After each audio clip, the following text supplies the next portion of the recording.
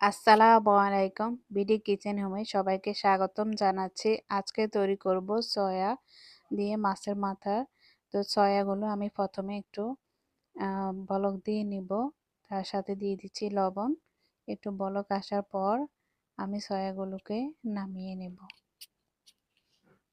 নামিয়ে ঠান্ডা করে আমি চিপে চিপে পানি বের করে নেব। তারপর এখানে আমি মাছের মাথা দিব। মাছের মাথাগুলো লবণ এবং হলুদ দিয়ে ভালো করে ভেজে নেব।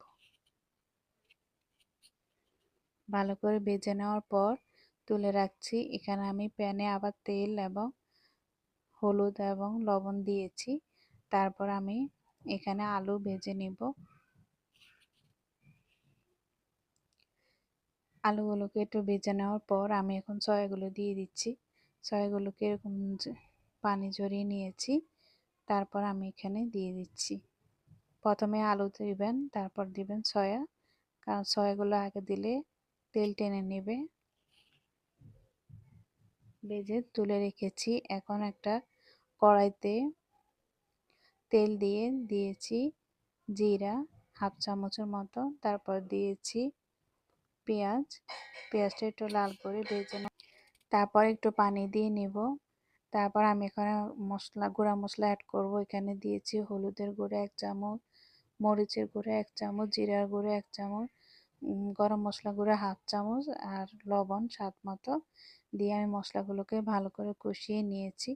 এখন আমি যে আলু আর সয়াটা ভেজে রেখেছিলাম সে আলু আর সয়াগুলো এখানে দিয়ে দেব।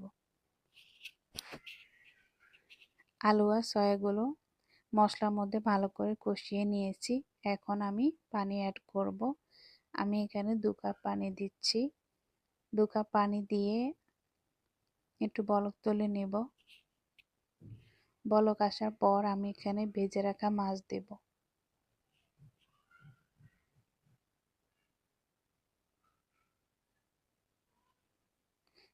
মাছগুলো দেওয়ার পর আমি ঢেকে এখন আধা ঘন্টা কষিয়ে নেব।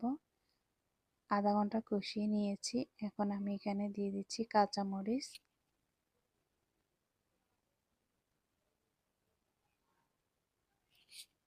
তারপর আমি আবারও এখানে পানি অ্যাড করব 2 কাপের মতো। তারপর দিয়ে দিচ্ছি উপর দিয়ে ধনেপাতা, জিরার গুঁড়া, গরম মশলা গুঁড়া। তারপর দিয়ে দিচ্ছি 1 চামচ ঘি। ঘিটা দেওয়ার কারণে খুব সুন্দর একটা ফ্লেভার আসবে। তারপর আমি এখানে অ্যাড করছি স্বাদের ম্যাজিক মশলা। আলহামদুলিল্লাহ খুব সুন্দর হয়েছে রেসিপিটা।